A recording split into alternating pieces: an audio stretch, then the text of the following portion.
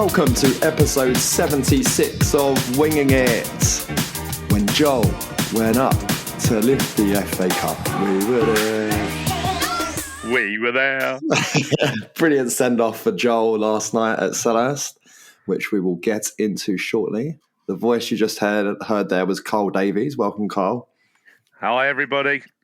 And in a shocking turn-up of events, Albert is also here. I was unsure if Carl and Albert had ever actually seen each other before. Well, just to lay it down, I'm not actually going to talk to Carl directly. I'm going to communicate through you two. And second of all, why is it a shock that I've turned up? This is what I normally do. No, it's just a shock that you're both on the same show. Have you ever both been on the same show before? Yeah. Once, maybe? Yeah. Sometimes when Hesketh's not around. Yeah. Very rare occasion. Where are you for the Community Shield, Hesketh? On. Oh, sorry, I was on mute. Yeah, but on the 9th of August. I'm not sure. My social diary's elsewhere. I'll let you know. But definitely not Texas.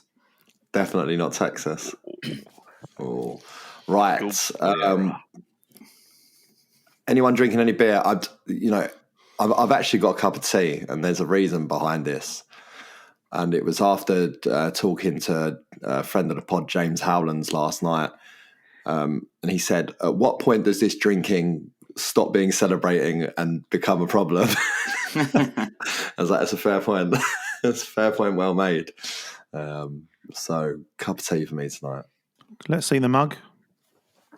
I'm pointing at you, Albert. Surely it should be a cup. A German slogan. Very good, Carl. Shit mug. Terrible shape. All wrong. Has it got a rim? Has it got a rim on that mug? It has. Mate. You'll be pleased to know that the tea bag's still in though, so... Might be a bit of redemption. At that point, I was about to say, I'm only communicating directly to Hesketh. Oh, God. We're in real trouble. You know something's fucking gone wrong, and that's the case. Right. I know Hesketh's got a beer, though. Another shocking turn-up in events. What is happening? I have. I've just finished it, but I'm drinking a longboard. A what? A longboard. What's that? He's had that before. What is going on? It's a Hawaiian something or other, and you told me off. It was very nice. But it's now finished. Now. Yeah, this is without, before we hit and record, Hesketh saying that we're going to win the Europa League next season. So, no, I don't know about that. That's slander. Right, before we get tucked into anything, I just want to say that the final inspired me to start a TikTok for the podcast. Oh my God! No. Have we got to do a wacky dance or something? No. Is that where this is going? Dances, no. Winging.it.cpfc. That's where you find us. Go and follow. When you say us. Yeah. Yeah, me more likely. But turns out there's loads of...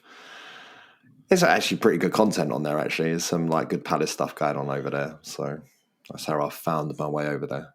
Turns out me and Ollie from Talk CPFC, that guy, we got the same barber apparently. I was getting my hair cut today, and she was like, "Oh, I've never talked to you about Ollie, have I?" And I was like, "Oh yeah, I think I know who he is."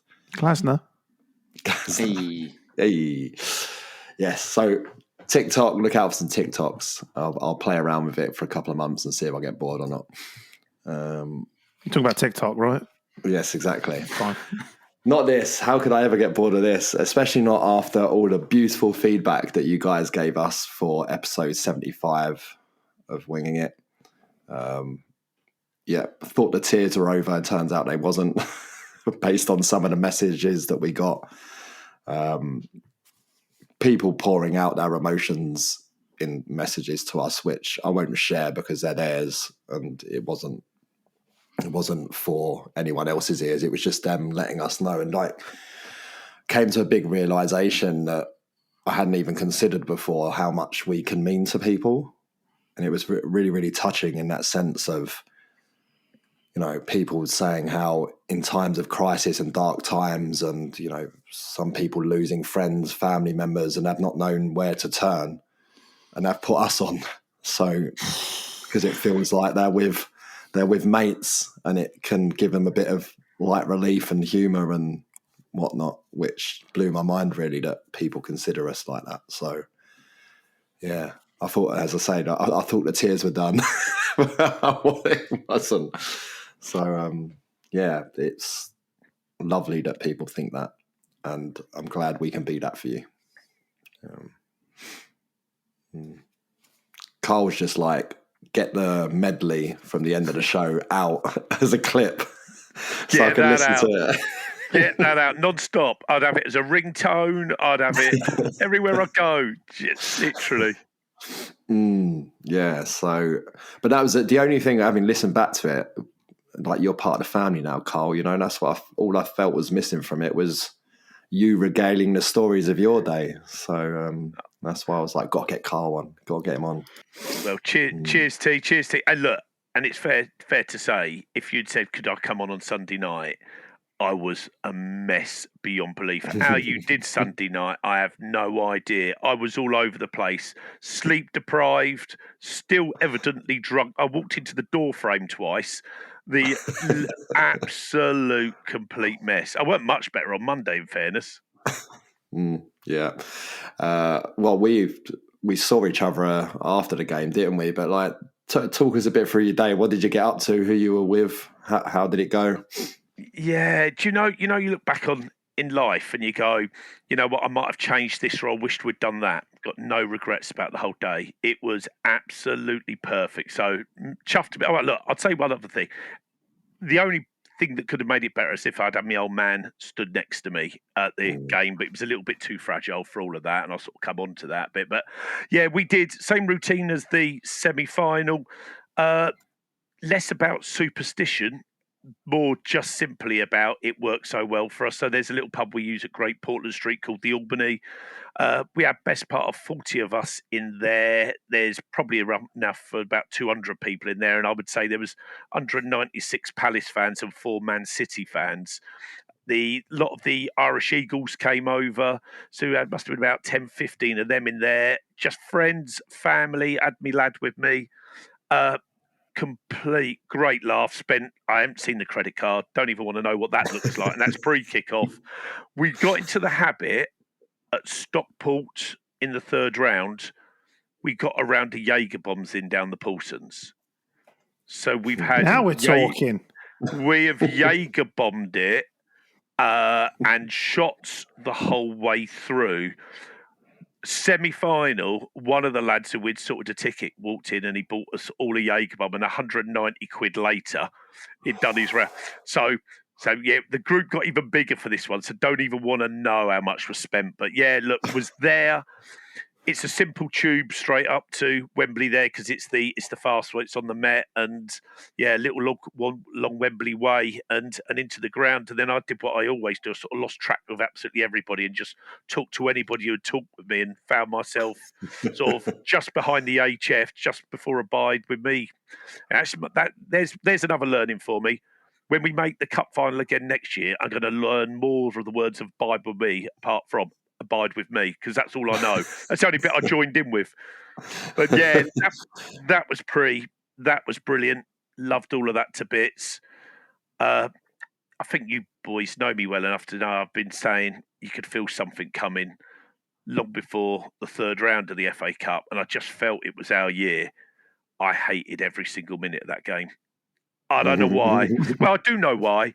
When 2016 came around, I didn't give.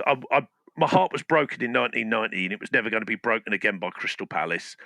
So I wouldn't let it open up. 2016, when they scored the equaliser, it was like I told myself, I knew it would. Didn't get overly excited when we scored. Didn't get too down when they scored. When they won, I didn't. Final whistle went, I was straight off, and I was straight down Wembley Way.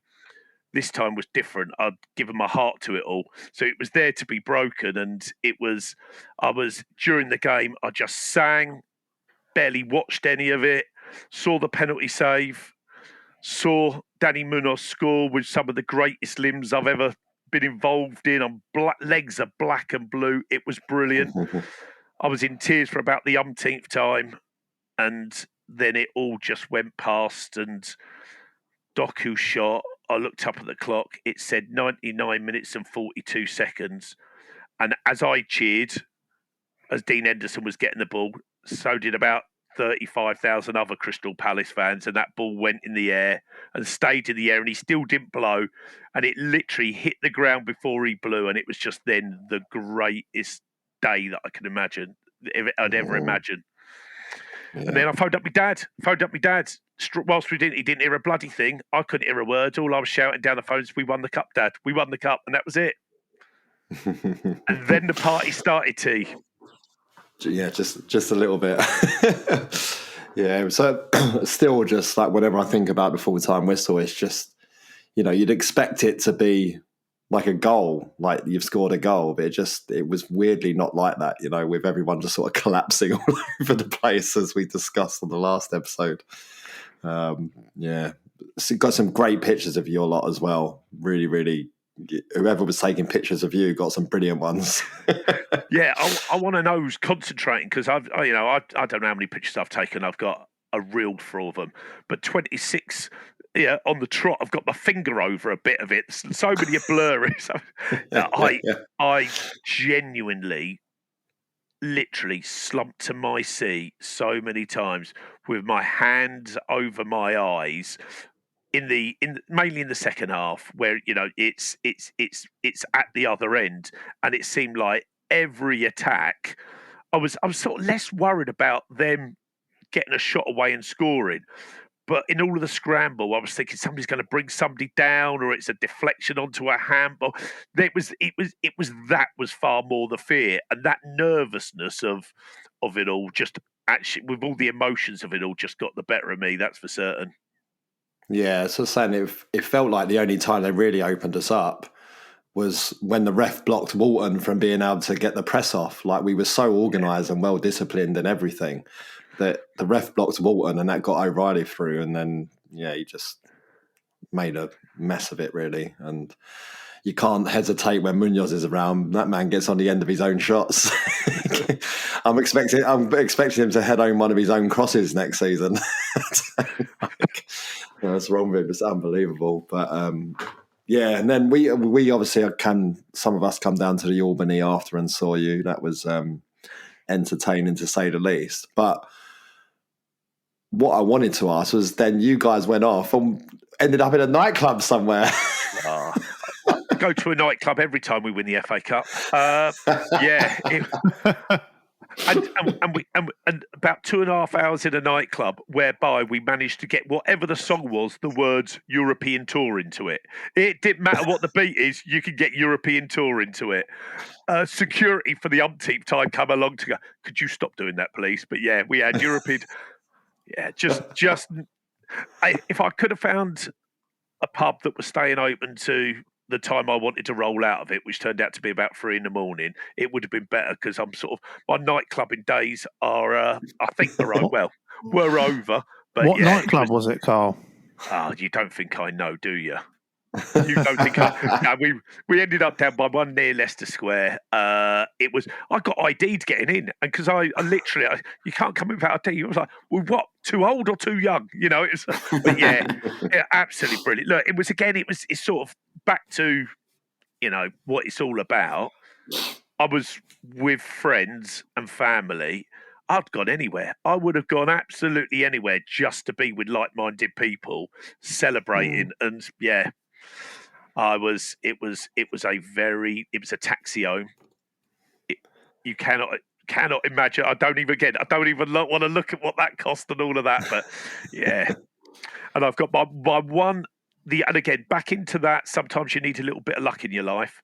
My little bit of luck in my life was I got in at whatever time it was. It's now starting to begin, it's got 4 at the front, and I'm thinking, why don't I watch iPlayer, watch the whole of the final whilst drinking vodka and orange? I got the bottle of vodka out, got the bottle of orange out, couldn't refine the remote, and went to bed. Hallelujah. Yeah, I think I was up at 6:30 with the kids, and my son was just like, FA Cup final, and I was like, great, let's put it on, and then watched it all and across the morning. Yeah, no, lovely, great day, and yeah, thanks for sharing with us. However, winning the FA Cup normally gets you into the Europa League, but are we going on a European tour? Albert, you there had to be a way that they'll try and stop us, right? I did say last week, is there some, I thought it might be some sort of English team blanket ban coming for, just wanted to check that wasn't the case. And I was reassured that everything would be fine. And then I get a screen grab off whoever, I think it was Hesketh today, saying there's some sort of, imagine my shock, administrative error. Something to do with let me explain John it. Texter. John's, yeah, exactly, Gentlemen, John. you played a good game. It's not your fault, but this is fucking corruption. That's really come back to bite us on the fucking arse, isn't it? So basically, the scenario is Lyon currently, which is obviously owned What's by he got John to do Texter, with him? owned by John Texter, are currently sitting and have, I think, guaranteed to finish in the Conference League place through league placing. However, PSG are playing Reims in the cup on the week, and if PSG beat them, then a place drops down in the league. So Lyon's place becomes a Europa League place instead of a Conference League place. And they would, in theory, qualify for the Europa League instead of the Conference League. And because of the joint ownership scenario, the rules effectively say you can't have two teams in the same tournament if you own both. So the one with the higher coefficient score goes into the competition, which is Lyon, obviously, because they've played in Europe before and finished higher up the league than us and so on. So, Carl, you've alleviated all of our fears and said that there is just zero chance that we're not playing in the Europa League next year. 0.1 chance. Yeah. Brilliant. Look at the certainty on Albert's face that 0.1% is coming in. Yeah, look, your summation is absolutely right. I think it's worth saying. Don't think anybody at Crystal Palace hasn't thought about that from a significant time out. It's not like they woke up this morning and somebody's run the story and they've gone, oh bloody hell, didn't know that. They've known all of that, and I mean, there's so many. I mean, let's just talk about working in the principle. They have got Europa League football. Lyon have got Europa League football. This happens multiple times with multiple clubs before, and you put the shareholding into blind trust. In this instance, it would need to be Texters in Palace, and you are waved through, as was done with Nice last season with Man United and Ineos, and Forest have done it this season. If they qualify for Champions League, and there's loads. There's absolutely loads that have done it. Now, quite clearly, the only variable has been the time limit. In past years, it's always been before the season started. They said this year they wanted everything done by the end of March. But even last year, when Man United did it for Nice, the shareholding went into trust after the deadline. So I'd be absolutely flabbergasted if it does turn out that if Lyon get Europa League football, that we couldn't do something that puts it into trust. Beyond all of that, if let's just say, UEFA say no, does that become the absolute catalyst for a deal done for Texter selling? It's been on the table. The talks have been there, but let's not beat around the bush. His biggest problem isn't that. His biggest problem is at the moment he's broken League 1 rules and needs liquidity, which he hasn't got. he's broken League One financial rules, he's non-compliant with UEFA full stop. So his biggest worry is Lyon might make Europa League, but they're expelled in itself anyway, just from their own financial irregularities. So, yeah, look, I think Palace have got outs all over to resolve it.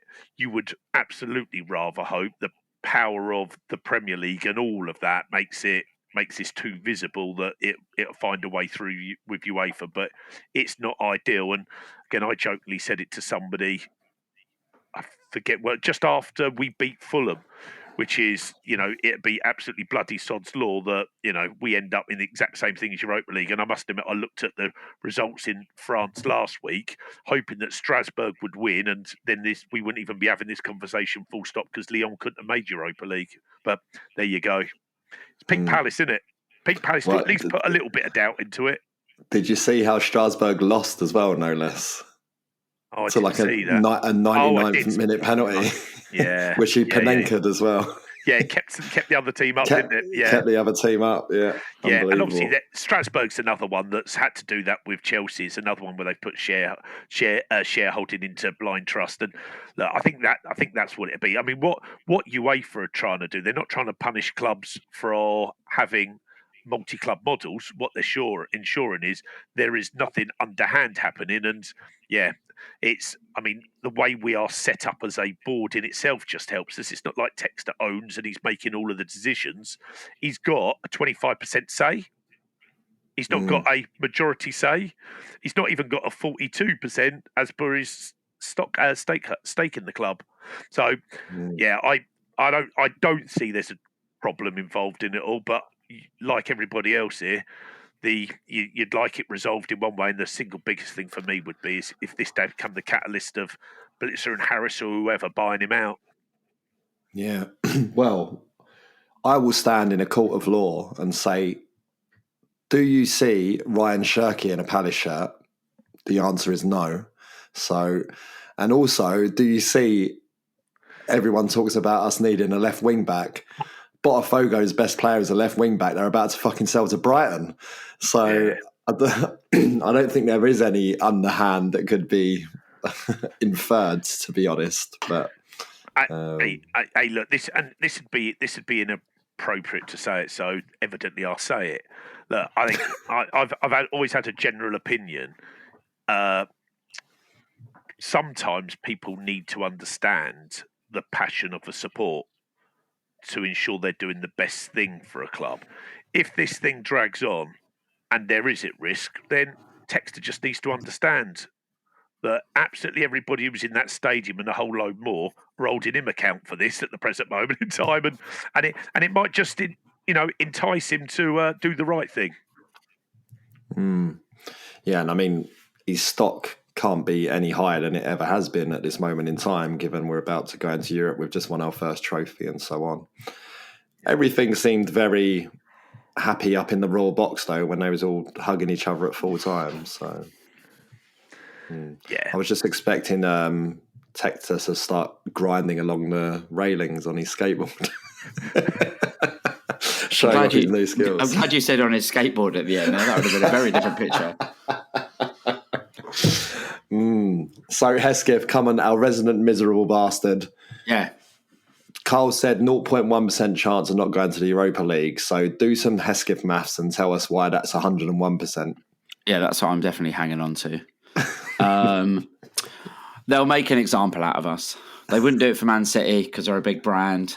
They're not going to do it for Manchester United because they're a big brand. Palace, they can happily make an example of. Boot us out of Europe. They're scared of the Nottingham Forest owner because he's a James Bond villain. And we're out. Do you know it will come in some technicality of the stadium's not up to scratch or something? What's wrong with Selhurst? Why might that not get into the Europa League, Hesketh?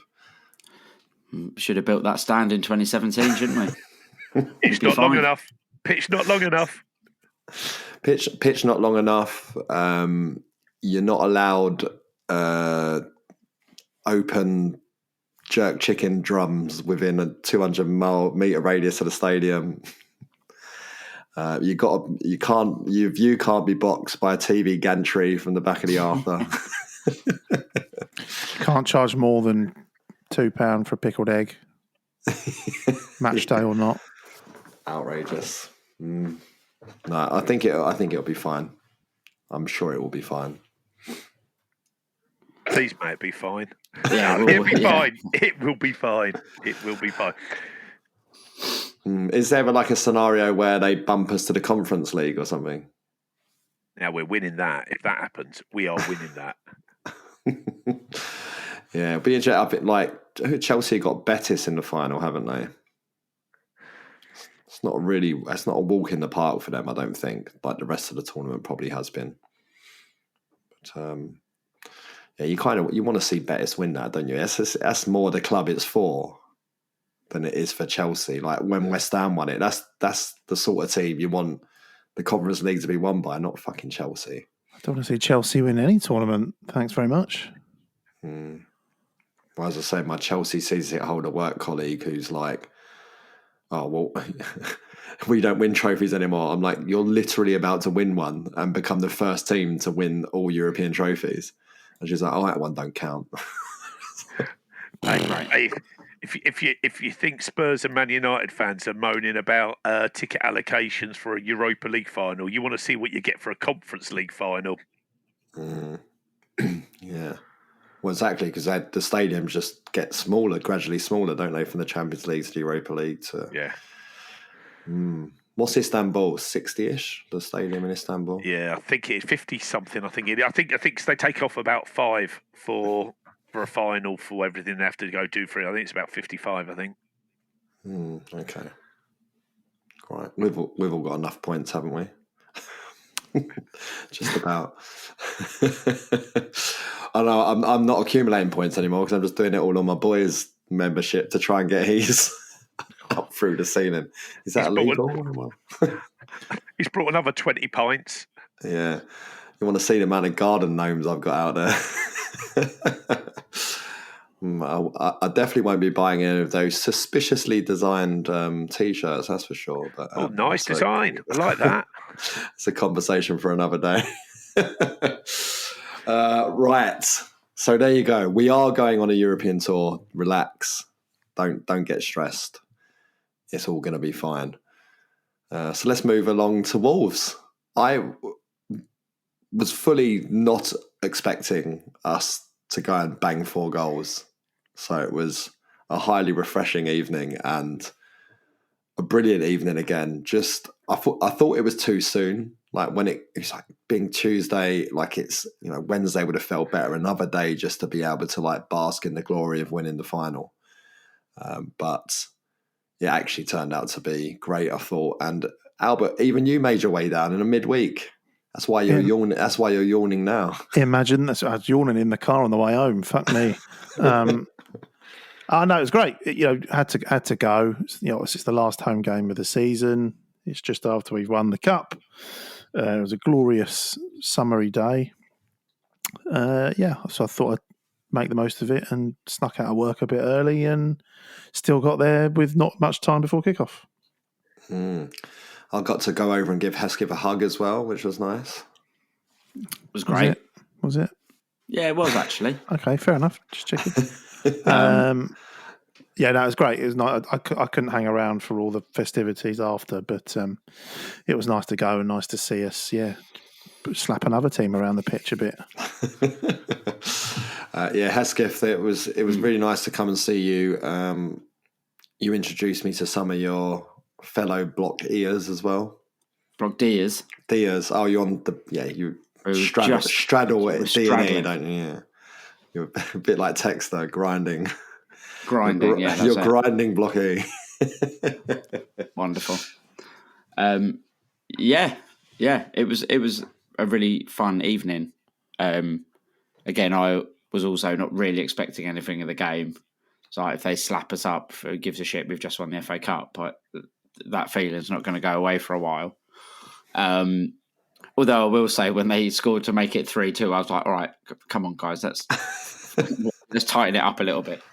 But I thought the atmosphere was brilliant, like very loud, lots of fun. fucking Shakira song, which I'd literally never heard in my life before I saw Dean Henderson sing it, and now I've been singing nothing else but that song. Sounded absolutely brilliant. So yeah, it was great fun. Yeah, my sister, well, my kids are my sister kids, and you'll find most kids actually, because it's always played at kids' birthday parties. They know all the words to Waka Waka. So my sister's been singing it in front of the kid, but saying duck at the key point. And she was like, but there's no pulling all over her eyes, because she was like, Mummy, is it actually duck? Or instead she was like, maybe? No, it's duck. It's definitely duck. But yeah, no, good song. Carl, I assume you went Pawson's as you normally do before games. Was that banner I saw hanging out the Pawson's? They got that knocked up quick. Oh, I think it said 2016 on the bottom. FA Cup. What's it? FA Cup winners. You know what we are, or something along those lines. Brilliant. Absolutely. The Pawson's is fantastic pub. You know, run by Palace fans. Everybody's apart from the geezer coming around collecting the glasses, who was the saddest Derby fan you've ever seen in all your life, the poor sod. Because I said to him, "Go on, give us a smile." I went, "I'm listening to all this shit music. If somebody puts Shakira on one more time." Yeah, it was a little bit what you boys said. It was a beautiful sunny day, early evening, got there. Thought I was probably going to be one of the first there, and it was already packed, and everybody was in party atmosphere, and everybody's just cuddling, everybody's laughing and going, is it actually definitely true? It's fantastic. But yeah, that banner was wired up there already on a Tuesday, so fair play to them. Yeah, lovely. That's just made me have an epiphany. I think for our European tour, I'm going to get a flag made up, which is going to be the newspaper posting from the Millwall CAF before the playoff final. I'm going to get that on a flag. That'll be fun. I mean, if anyone don't remember that or missed that at the time, it was in what did they put it in, the South London Press? Yeah, I think it was the South London Press. Yeah, saying something along the lines of Palace playing at Wembley tomorrow. Good luck, but if you win, we won't be playing you next season, but we definitely will be playing you the season after. So suggesting that we'd get relegated some 13 years later or whatever. I said couldn't do well to try and remember what actually happened in the game. Somewhat outrageously, Albert, they took the lead. Yeah, didn't read the script, did they? No, well, they were definitely they were warming up down that end. That's where I sit, and I got there sort of not as early as I wanted to, but I got there just enough to see a bit of the warm up, and they were definitely practicing, their set pieces and crosses into the box and headers. So that was their first goal, wasn't it? Header. Yep. Yeah. Well, I think if we was to go have a little bit of serious football chat for 15 seconds, and I know we should never do that, but don't you just realise how much work we put into defending set pieces, all of the analytical work, and then running all the players through it? Turns out if you've got an FA Cup final and you go out on the piss for 3 days and you turn up on Wednesday morning, that's what happens when the first corner comes in. Yeah. It's mad, right? It's like we've become so astute and good at defending corners, and then to concede 2 in one game was a bit bonkers, really, in the sense that you just knew it's probably a different personnel on the field as well. Yeah. You've not got Mateta's a beast at the near post and defending corners. He just really, really is special at that, and it's a skill. If you remember, I always think back to Benteke, the journey he went on to become a good defender of the near post at corners. Because if you remember Swansea away, I knew you were going to mention Swansea. The moment Connor Wickham went off. Yeah, Connor Wickham went off. We just fell through the floor. But no, it's a skill, and like reading it right, and he does it very, very well. So, and it's both times. That's where it came from. It was trouble at the near post, and also at the other end is something we've done really well this season, particularly through Will Hughes just perfectly dropping it in over the first man time and time again. He's what Ben Watson was trying to be all those years ago. Did we like the knee slide celebration and the whole of the ground going up in volume, singing louder? Well, he come and slid in the corner in front of us, and most of the Palace fans there were just clapping him like, well done, son. Yeah, it was a great move, and you saw it at kickoff as well. Like, but as the teams were coming out and Palace were giving it all those things. Even before the teams come out, the Wolves fans were getting involved as well, and like properly like there for the party. They was applauding everything that was mentioning about us being FA Cup winners and stuff. So I thought they did all right, the Wolves fans. Probably less so at full time, but didn't see any of them hang around to watch. But no, it was not long though before we pull one back, and finally a good evening for Eddie Nketiah, because I was thinking back, most of his goals this season that he scored for us have been at times where they've been effectively irrelevant, right? He scored the third goal a few times, or the fourth goal, or whatever. The game's already dead and buried. So it was really nice to see him get meaningful goals in the sense. And Hesketh a good striker goals as well, getting on the end of cutbacks on the wingers to slot them in. Yeah, I was really, really happy that he was able to do that because, we've said quite a bit this season. Obviously, players need a run in the team. I'm sure he's a confident striker, but obviously, if Mateta's fit, Mateta's playing. So it was good to see him start. I thought the first goal was really good in general, really, because he did well to hassle the defender off the ball. I thought Esse did brilliantly in the build-up.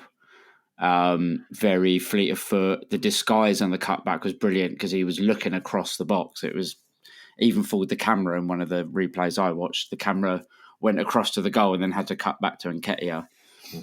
And really good finish. The second one, you could sort of say it's sort of a simple goal, though it did start with Munoz chasing over his own header and doing a scissor kick, like second assist to Sarr. Unbelievable.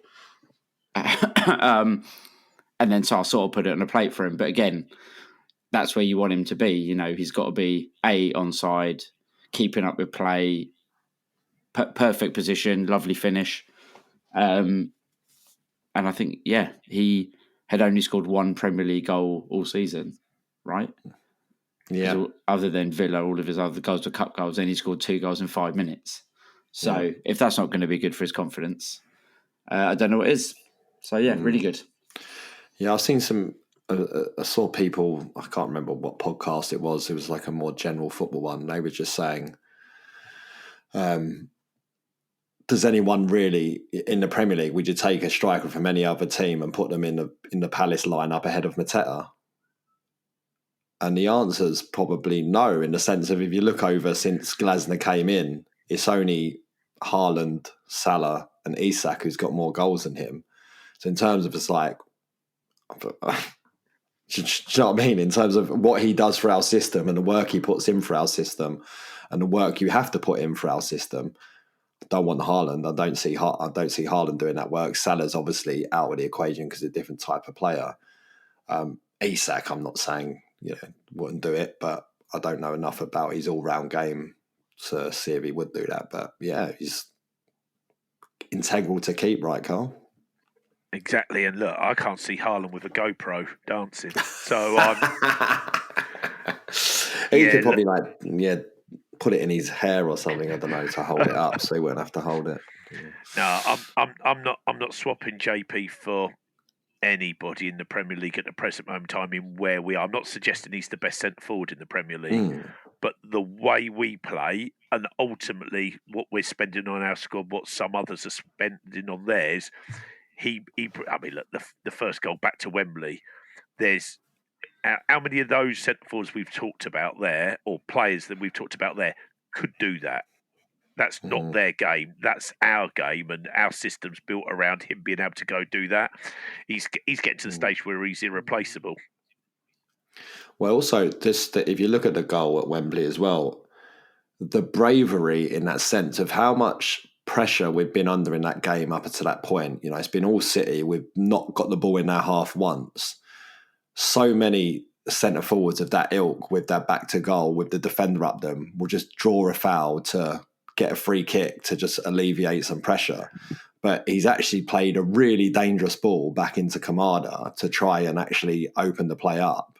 And it's just he understands the assignment at all times. Love him. Well, except from where did he get yanked at half time? Except that one. Apparently, he wasn't understanding the assignment there.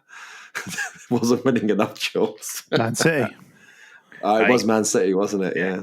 Hey, Glasner, the greatest chess player. Take him off now. Make sure Mateta knows that he has to stay on top of his game. And by the way, they can't watch him for a second half either. Yeah, there's some great stuff around, that whole the chess that he's been playing basically in the David Squires Guardian cartoon about the cup final. If you haven't seen that, I'll post some links up on the socials so you can be directed to that. Brilliant stuff. Albert, they were down your end, both those goals? They were. Right, yeah. And I'm on that side of the pitch as well. So the sort of SA, winning the ball and cutback was right in front of me. And then, Nketiah gliding in at the far post after, I know Hesketh's given it a bloody good go. I don't know what you call that from Daniel Munoz. It's like he's done his own kick and run. And then, I just couldn't understand it. The ball seemed so far away from him, and like the defender was going to just shepherd it out or boot it up the line, and all of a sudden Daniel Munoz is back on the ball and scissor kicking it into space. It was bizarre, and that's after his fucking man of the match performance in the FA Cup final. His energy levels were just like he was just getting faster and faster. It was nice to sort of get a grip of the game and especially nice to see Nketiah. Like he ran across to celebrate and he had a real big sort of beaming smile on his face. You could tell it meant a lot to him, and I don't know who he was looking up at. I'm assuming there was friends and family up there, but you could tell he was happy with it. Well, given our squad, I assume he was looking up at God, to be honest. But rumor has it. Rumor has it. Munoz actually run back from Wembley. Didn't fancy the coach. Just took a warm down run all the way back to South London. Ridiculous man. Oh my! To have his knees and ankles, unbelievable.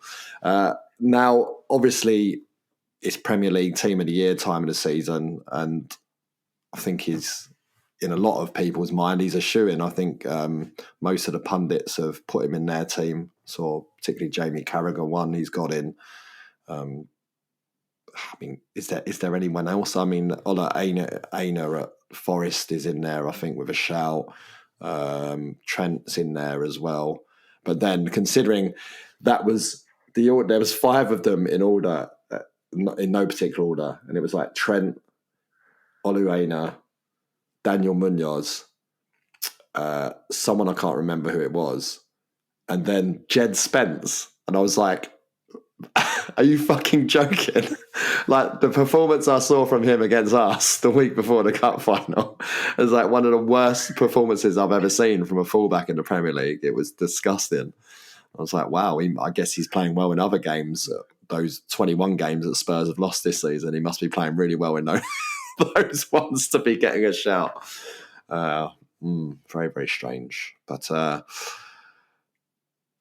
brilliantly in the second half, we finally win a free kick, because I'm not sure we'd had a free kick up until that point, because the referees seemed to only want to point in one direction when he did give them. But we got a bit. Hi guys, Chilly here. Now, it takes a massive deflection, Hesketh.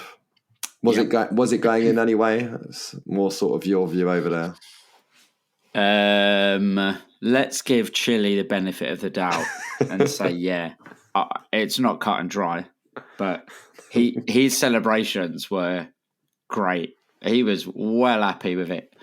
I think I read it's his first goal for however many years. So we'll let him have it. 2 years, there you go. We'll let him have it. Big up Chile. Yeah, when Danny Butterfield ended 2-year goal droughts, though, he'd bang a hat-trick, so it's not the same. True. Big Chile style. I don't know, yeah. Philadelphia. If I don't know if anyone saw this as well, but I was getting the impression from social media posts, I'm always like over-analysing them and looking at pictures and how people are with each other. It seems like Ty and Chilwell have struck up a really good relationship with each other, and they seem to be really good mates, actually.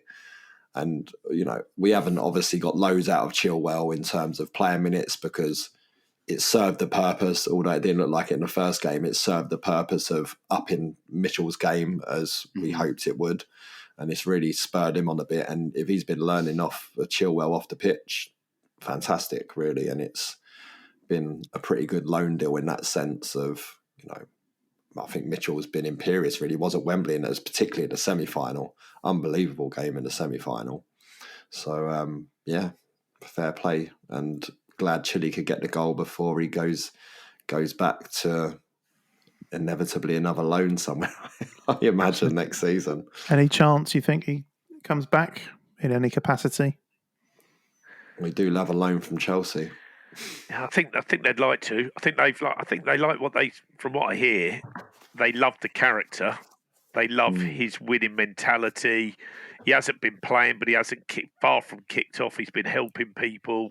So I think Glasner's been really, really pleased with it. And to your point, T, he has definitely improved Ty. So that part's all worked.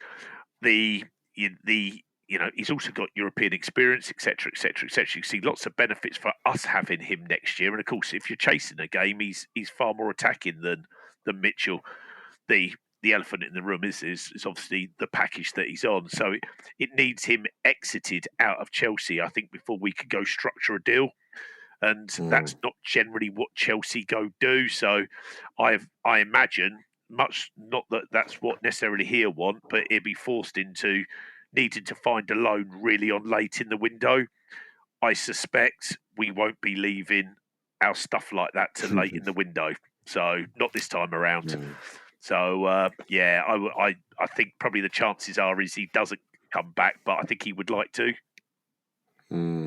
Okay. Yeah, I think it's very, very clear from Glasner, business done early or I'm fucking off.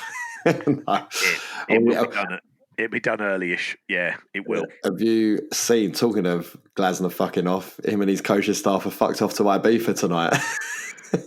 if he's trying to keep up drinking with Paddy, there's going to be all sorts of problems, isn't there?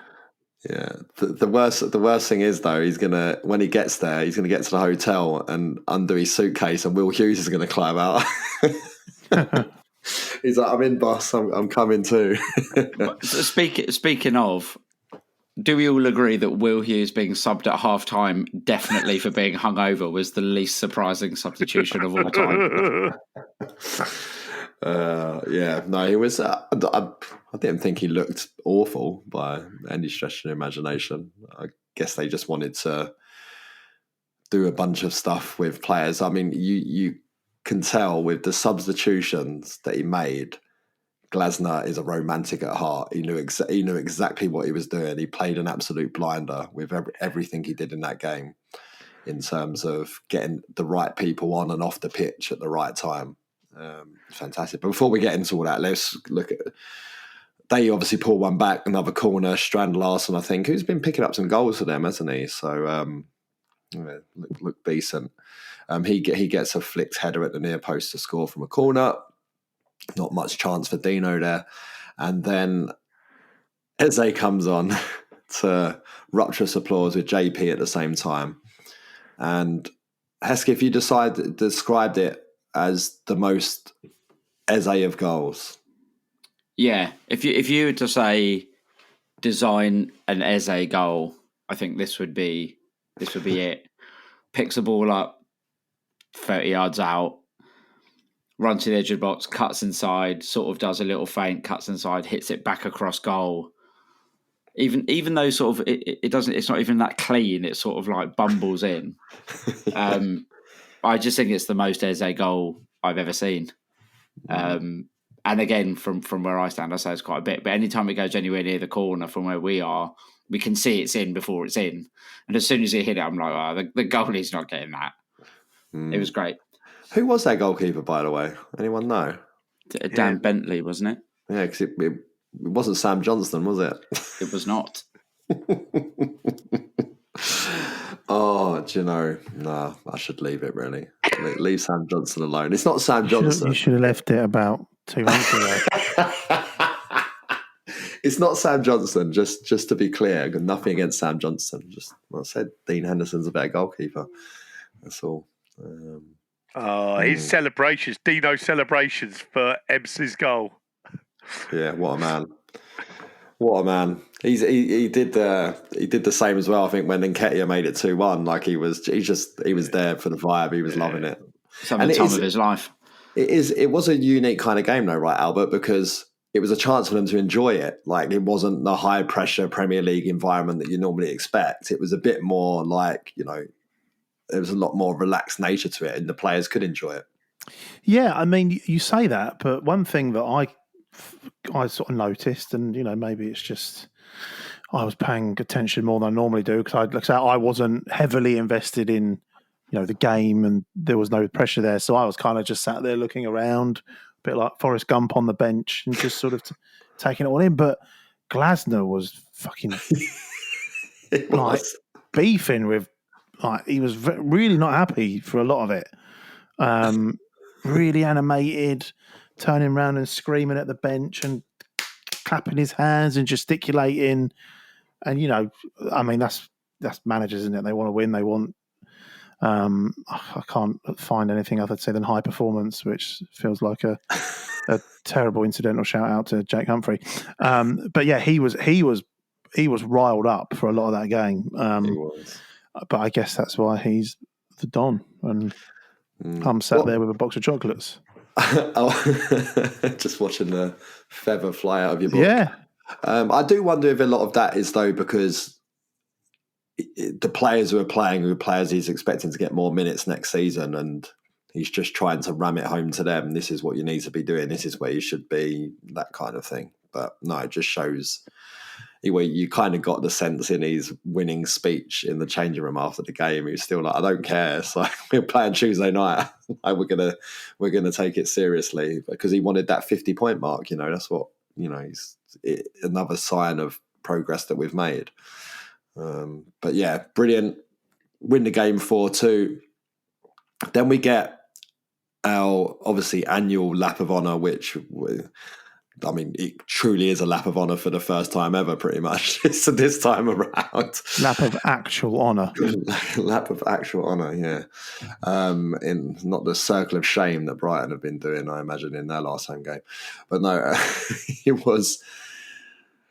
Initially, what was incredible is obviously Joel Ward comes out and running down his guard of honour with the FA Cup and then just lifting it as he comes out at the end of everyone was brilliant. I mean, what a night for Joel to get the hour or whatever he got on the pitch, captain's armband, played really well as well, I thought, did a really, really good job. And to then get substituted off and be given that, everyone coming over and giving him hugs was just brilliant, really, really touching moment. Great servant to the club. So he finishes 8th full time on the appearances list. No one would have expected, as we heard from Steve Parish after, maybe he did expect, but I would say, you wouldn't expect to be here 13 years later in the Premier League. But Parish said in his speech after the game, Joel Ward said to me 2 things in the porter cabins round the back. He was like, I'll sign as long as you tell me we won't sell Wilfried Zaha and we're getting promoted. He was like, honestly, that's what he said to me. He was like, well, you sold Zaha. Didn't really keep your promises there. But no, for him to still be, maybe obviously not this season, not loads of minutes this season, but for him to still be here 13 years later is incredible amount of business really for 400,000 all the way back then. So, yeah, goes off with everyone's well wishes, and you got the impression from him that he wants to play some more. Portsmouth shoe in, Carl. What do you reckon? Yeah, you'd imagine, in light of where he lives, and he's never wanted to, he's not going to uproot his family. One assumes he's not going to uproot his family, so it's going to be commuting distance.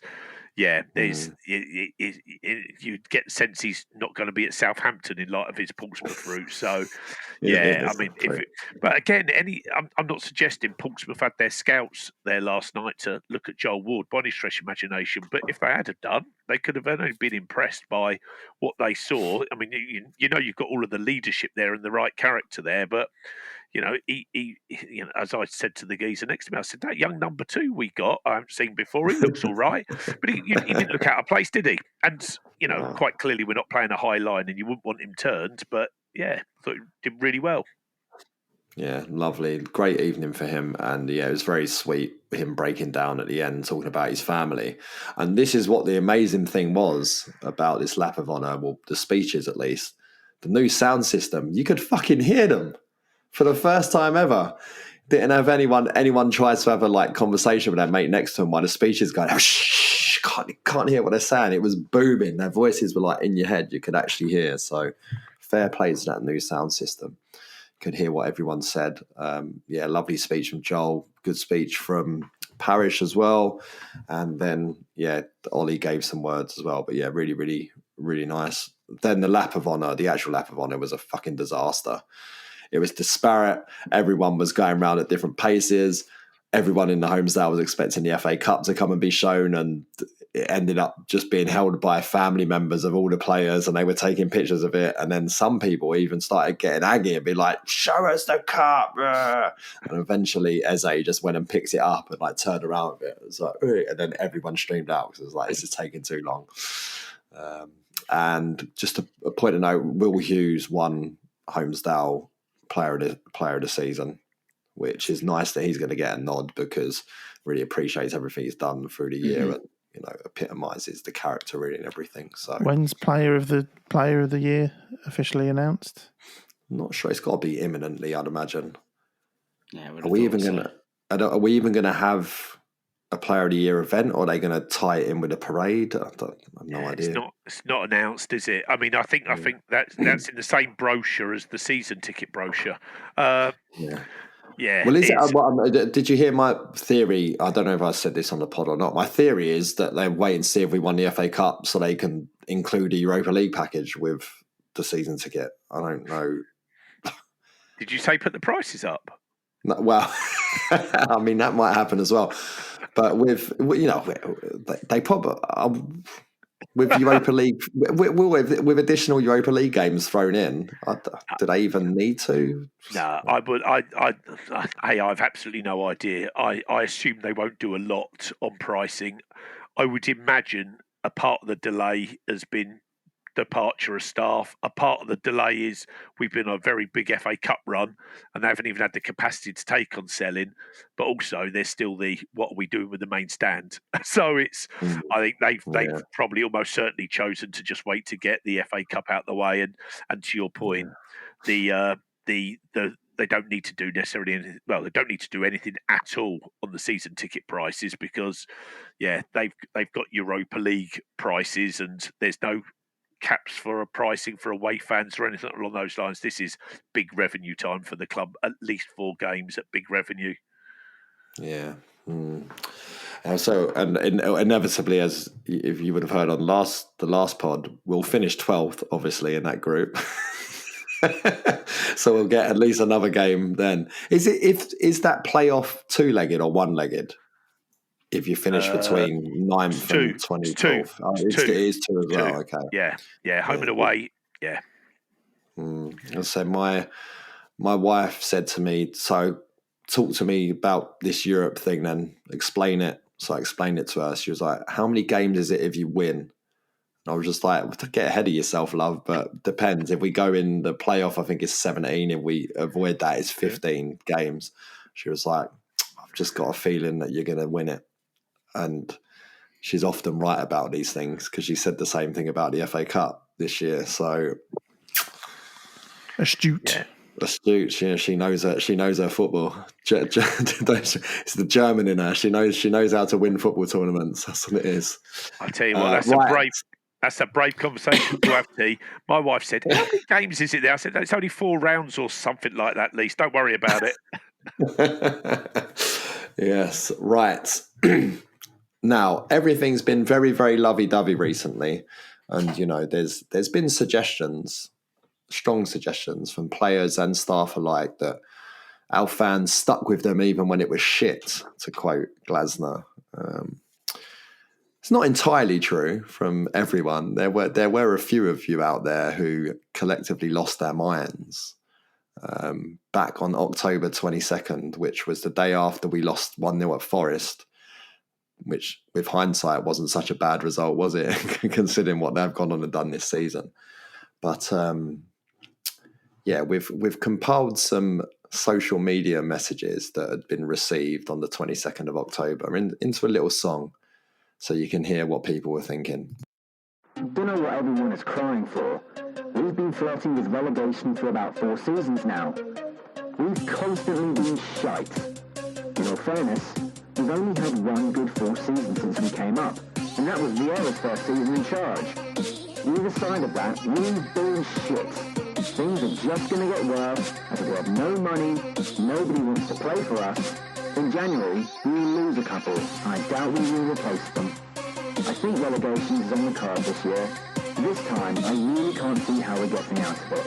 If we can't beat the shit around us, let alone the stuff above us. At least with relegation, we get to offload the dead wood and start again.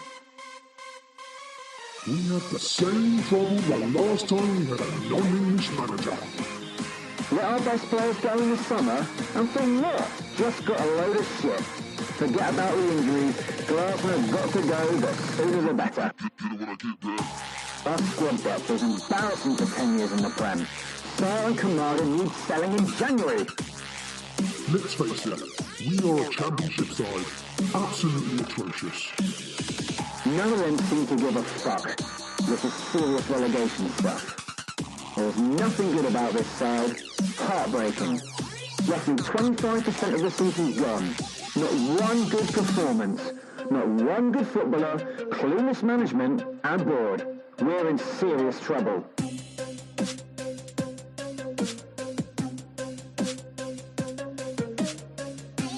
I have no idea why we sold Ayew, Johnston and Aniston and replaced them with inferior players. We could finally go down this season, and it'll be a direct result of Paris not strengthening our team properly in the summer. It makes you wonder what the real reason was for buying Kamada. Was it a marketing stunt to get more coverage in Japan and Asia? Gay and Mateta are overrated. Kamada is one-dimensional, and Ketia is an Arsenal reject. Not one good footballer, clueless management and board. We're in serious trouble. Kamada, Sarr and Nketiah to replace them, we say generally might be the worst business any club has ever done. The manager needs to go. Someone has to galvanise this shower. A summer of appalling signings. Sarr, Nketiah and Kamada not fit for purpose. Lack of ambition again from the board. They pulled the wool over the fans' eyes when Glasner got the job. Lack of ambition again from the board. They pulled the wool over the fans' eyes when Glasner got the job. Glasner's got to go, the sooner the better. The manager needs to go. Someone has to galvanise this shower. Glasner's got to go, the sooner the better. Let's face it, we are a championship side. Absolutely atrocious.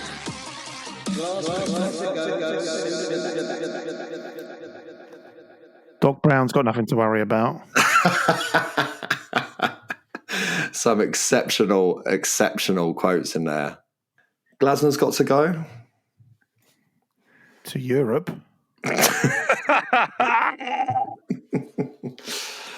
Yes. I particularly enjoyed Gay and JP are overrated. which is wild at any point of the season to say. Yeah, absolutely wild. Bit of xenophobia in there as well. This is what happened the last time we got a non-English manager. Great. And that, apparently we only bought Kamada for marketability in Asia. Yeah. Great. Yeah, so basically I think the message here is try and keep your heads. Like, it was... when I even think back to it now, I don't even think it was that bad. It was so clear to understand, like, things hadn't quite gone our way. You know, we were bumped of a win at Brentford on the opening game of the season for starters. Yeah, that still hurts. Yes, it does, really. Despite winning the FA Cup, I still think of that and think, like hell. Brentford, wasn't it? Not Bournemouth. I apologise. And yeah, Brentford. Yeah, we could finish below Brentford because of that. Can't we overtake them? We could still technically overtake them, couldn't we? Don't know. Where are they? They're up at 7th. Yeah. 7th? No, it's Fulham. Is it Fulham? Yeah, I think it's Bournemouth we can Brentford. overtake in it. Bournemouth and Fulham we can overtake, yeah. You think about that beginning part of the season where Eze United, so it ain't happening. Okay, I know.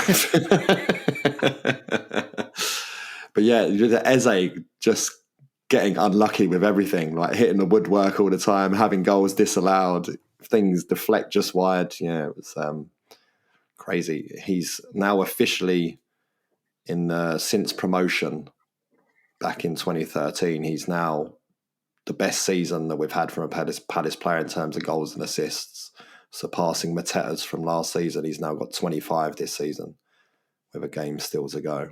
So, wow. Not bad. Not bad. Especially considering he went through that massive lean spell at the start of the season, had no luck, could easily be above 30. Yeah, 100%. Incredible season from him. Yeah. Mr. Penn. Mr. Penn at Newcastle.